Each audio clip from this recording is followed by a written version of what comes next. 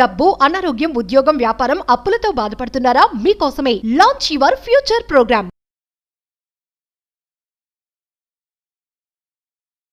Hello Ram గారు. Hi నారాజు. అంటే చాలామంది సోషల్ మీడియాకి అడిక్ట్ అయిపోయి ఉన్నారు. ఏ విషయాలు సోషల్ మీడియా వైపు అతిగా పిల్లల్ని తదేకంగా కాన్సన్ట్రేట్ చేసి ఫోకస్ చేసి అన్నీ పక్కన పెట్టేసి వాటి వైపుకే మళ్ళించేలాగా చేసే అవకాశం ఉంది. అంటే ఏ కంటెంట్ వాళ్ళని ఎక్కువగా అంటే ఏ ఫ్యాక్టర్స్ వాళ్ళ వైపు అంటే సోషల్ మీడియాలోనే మునిగిపోయేలా చేస్తూ ఉంటుందంట. అసలు అంటే ఏం ట్రిగర్ చేస్తే దానికి అడిక్ట్ అయిపోతూ ఉంటారు? నారాజు, మా సుబ్రావు ఏం చేశాడంటే రోడ్డు మీద వస్తుంటే పక్కనే ఒక చిన్న పిల్ల కనపడింది. చాలా ముద్దుగా ఉందని ఇంటికి తీసుకొచ్చాడు. ఇంటికి తీసుకొచ్చి ఆ పిల్లకు బాగా చూసుకుంటూ పాలు పోసి పెద్ద చేస్తుంటే అది రోజు ఎంటర్టైన్ చేస్తూ ఎగురుతూ సుబ్బారావు మంచి టైం పాస్ అవుతూ ఉంది. అది రోజు పెరిగి పెద్దదవుతూ ఉంది. చూడ్డానికి ఇంకా ముద్దుగా ఉంది, ఇంకా పెద్దదైంది. చూస్తుంటే ఇది పిల్లి కంటే పెద్దదవుతుంది అనుకునేలోగానే అది పిల్లి కాదు, పులి అని అర్థమైంది. ఏదేమైనా మనం తెచ్చుకున్న పులే కదా అని దానికి పాలు పోయడం, అప్పుడప్పుడు తింటుంటే దానికి మాంసం ఇవ్వడం చేశాడు. పులి చిన్నగానే ఎందుకుంటుంది, పెద్దదైపోయింది. ఎంత పెద్దదైందంటే సుబ్బారావు కంటే పెద్దదైపోయింది.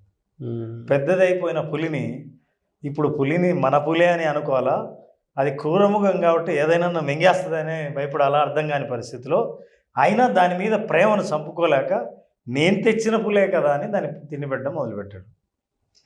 ఓ రోజు 2-3 రోజులు క్యాంప్ బయటికి పోయి వచ్చేసరికి పులి బయట ఉంది. చూస్తే పులి సుబ్బారావు కోసం ఎదురు చూస్తుంది. కానీ ఎందుకు ఎదురు చూస్తోంది అంటే 3 రోజులు సుబ్బారావు తిండి పెట్టలేదు, ఇప్పుడు సుబ్బారావు కోసం చూస్తాం. ఇందాక నువ్వు అడిగిన ప్రశ్నలో సోషల్ మీడియాను మనం ఇలాగే పెంచి పోషించాం. ఇప్పుడు అది ఎదురు చూస్తుంది మనల్ని మొత్తం మింగేద్దామని. జీవితాన్ని మింగేసే పరిస్థితిలో ఉంది. అందుకే అసలు ఎటువంటి మన జీవితంలోకి అది ఎట్లా ఎంటర్ అయిందంటే కంటికి కనపడని శత్రువుతో మనం పోరాడాం. అందరికీ తెలుసు కరోనా వైరస్. ఆ పాండమిక్ ప్రపంచమంతా వ్యాపించి దాన్ని ఎలా అడ్డుకోవాలో తెలియదు, ఎందుకంటే కంటికి కనిపించదు కాబట్టి. కంటికి కనిపించే వైరస్ ఒకటి ఉంది, అది పాండమిక్ లాగా విస్తరించింది. Nothing but a social media. This is a pandemic of a social media. 1, 2, 3, 4 ఇవన్నీ ఇవి మన బాడీ పార్ట్స్ లాగా కనిపిస్తాయి. ఇప్పుడు లోగోస్ లాగా ఉండవు. అసలు పరిస్థితి ఎట్లా అయిపోయిందంటే ఒక మొబైల్ ఫోన్ అయస్కాంతం అయితే మనిషి ఎక్కడున్నా సరే తలొంచుకొని దాని వైపుకి అందరూ ఆకర్షింపబడి లాగిపడేస్తుంటుంది. ఇవన్నీ చూస్తుంటే ఫిట్నెస్ ఎట్టబోతుందో చూడండి. పోతుంది. ఫస్ట్ మెడ నొప్పి వచ్చేస్తుంది, చుట్టూ ఏం జరుగుతుందో తెలియకుండా ఉంటారు. సో ఇట్లాగే అది ఎంత లాగేస్తుందంటే నువ్వు వేరే డైరెక్షన్లో వెళ్ళాలని అనుకున్నా, నీకు వేరే చోట పని ఉన్నా సరే ముందు ఇక్కడికి రా అని లాగేస్తేనా అయస్కాంతాన్ని పట్టుకొని ఎక్కడున్నోళ్ళు ఏ స్థాయిలో ఉన్నారు, ఏ ఏజ్ వాళ్ళైనా, ఏ రంగంలోని వాళ్ళైనా దానికి ఆకర్షింపబడుతున్నారు. ఇంట్లో ఎవరన్నా ఏదైనా పని చెప్తూ ఉన్నారంటే మనకి సెల్ ఫోన్లో మనం మునిగిపోయి ఉంటే ఒక నిమిషం అని చెప్తాం. ఆ 1 నిమిషం కాస్త 10 మినిట్స్ అవుతాయి, 20 మినిట్స్, 15 మినిట్స్, 30 మినిట్స్. అంటే రీల్సో కాంటెంటో ఏదో వెళ్ళిపోతూ ఉంటుంది. పిలిచేటప్పుడు అటెన్షన్ కూడా ఇవ్వం. ఆ పిక్చర్ చూస్తే నాకు అయ్యి గుర్తొస్తున్నాయి. అంటే మన ఇళ్ళల్లో కామన్ బిహేవియర్ ఇది. 1 నిమిషం అని అంటాం. వైఫ్ పిలిచిన, పేరెంట్స్ పిలిచిన పిల్లల్ని 1 నిమిషం అన్నాను కదా. ఆ 1 నిమిషం కాస్త half an hour, 1 hour, 2 hours అయిపోతుంది. మింగేస్తుంది. ఇందాక నువ్వు నాకు చూపించేటప్పుడు నారాజు ఇట్లా అన్నావు. బాడీ లాంగ్వేజ్లో గతంలో మనిషి జీవితంలో ఇంతవరకు చరిత్రలోనే ఎప్పుడూ లేని పోస్చర్ ఇది. అవును, ఆ పోస్చర్ వచ్చేస్తుంది. భయంకరంగా ఉంది సార్. ఒక్కసారి ఇట్లా స్క్రోల్ చేస్తే చాలు కొత్త ప్రపంచంలోకి నువ్వు అడుగు పెట్టచ్చు అని అనటానికి స్క్రోలింగ్ మీద ఎంతోమంది న్యూరో సైకాలజిస్టులు, మార్కెటింగ్ పర్సన్స్ రీసెర్చ్ చేసి ఇది ఎలా స్క్రోల్ చేయాలి, ఎంతసేపట్లో పైకి వెళ్ళాలి, ఏ వేలు ఉపయోగిస్తే అత్యంత ఈజీగా ఉంటుంది అని బాగా ఆలోచించి ఇంట్రడ్యూస్ చేసిన సిస్టమ్ ఇది. అందుకే ఏం అక్కర్లేదు, ఒక్క చెయ్యి, ఒక బటన్ వేలు బాగా పనిచేస్తే చాలు. స్క్రోలింగ్ వెనకాల చాలా రీసెర్చ్ ఉంది.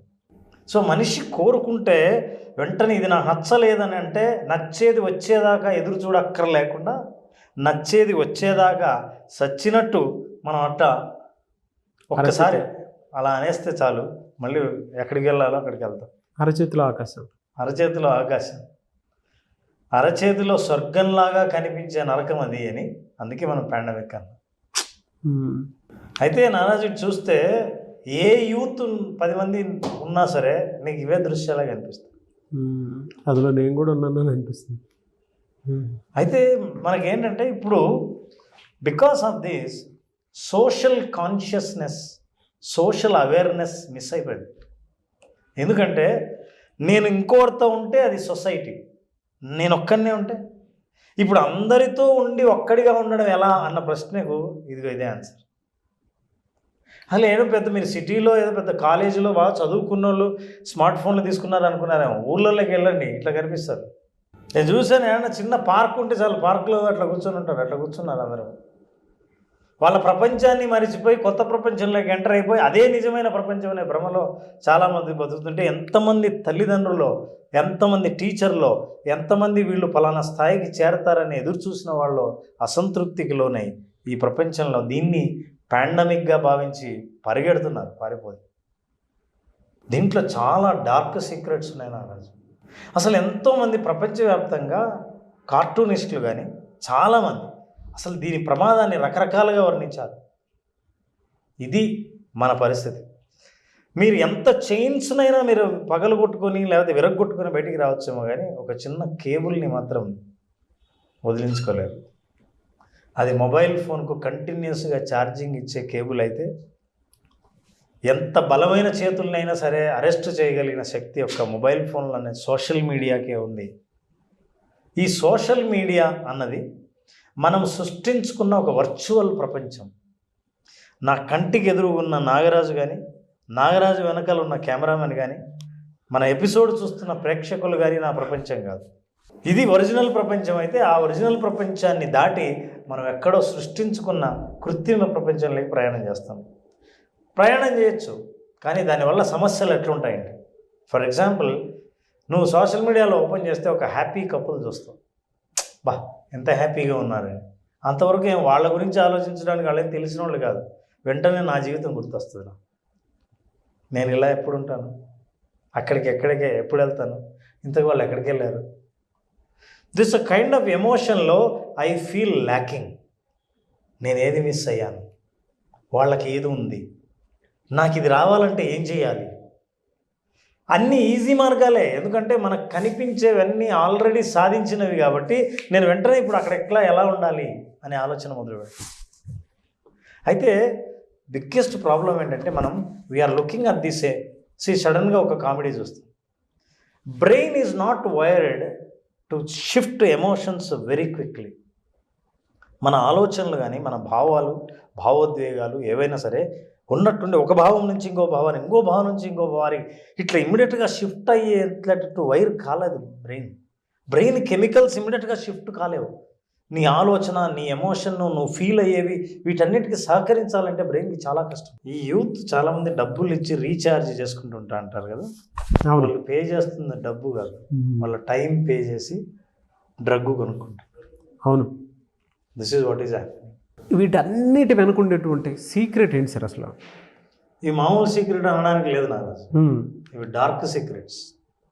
Okay, dark side of the social media మనం చూస్తే చాలా తెలియని విషయాలు ఎన్ని స్టడీసో చేశారు. ఎట్లా మింగేస్తున్నాయి సార్ మనల్ని? మామూలుగా మింగేలే, చూడాల్సిందే. Now look at these are all the facts నారాజు. Constantly thinking about social media. మనకు తెలియదు సార్ ఆలోచనలన్నీ నెగిటివ్ అని. ఇప్పుడు నేను బ్రేక్ చేస్తా సైకలాజికల్గా ఎందుకు నీకు నెగిటివ్ థాట్స్ వస్తుంటాయి, ఎప్పుడు నేను చేయలేనేమో, నాకు చేత కాదనేమో అని ఎందుకు వస్తాయంటే, నీకు థాట్స్ వచ్చిన ప్రతిసారి ఏది ఎక్కువ చూసావో కంటితో బ్రెయిన్లో అవి ఎక్కువ థాట్స్ వస్తాయి. ఏది ఎక్కువ చూసావో సోషల్ మీడియాలో ఏది ఎక్కువ చూసావో, ఎప్పుడు సోషల్ మీడియాలో బాగులేనిది ఎక్కడ ఎవడు ప్రొజెక్ట్ చేయడు. నా లైఫ్ బ్రహ్మాండం, నేను I'm travelling, I'm happy, I'm on holidays, I have visited this place, ఇవన్నీ చూస్తే నాకు ఐఎమ్ మిస్సింగ్ సంథింగ్. నేను ఎప్పుడు ఇలాంటి పోస్టులు పెడతాను, నేను పెట్టిన పోస్టులకి ఎన్ని లైక్లు వచ్చాయి, అవును ఎవడో కామెంట్ చేశాడు కదా, ఈ కామెంట్కి నేను ఆన్సర్ చెప్పాను, ఆ రెస్పాన్స్ ఎలా, I'm thinking always about social media. అంటే నీ ఆలోచనలో ఎక్కువ భాగాన్ని సోషల్ మీడియా మింగేసింది. అందుకే ఎక్కువ వస్తుంది. వరల్డ్ వైడ్ పీపుల్ అని నేను అన్నానంటే A to Z 100% of the people are spending at least 2 hours of time in a day. This is what is the studies. ఇక మనం యూత్ గురించి మాట్లాడుతున్నాం. అసలు యూత్ పరిస్థితి ఎలా ఉంది? 92% of the youth are on social media. Social media నీకు లేదంటే నువ్వు ఫిజికల్లీ హ్యాండిక్యాప్డ్ అని అర్థం.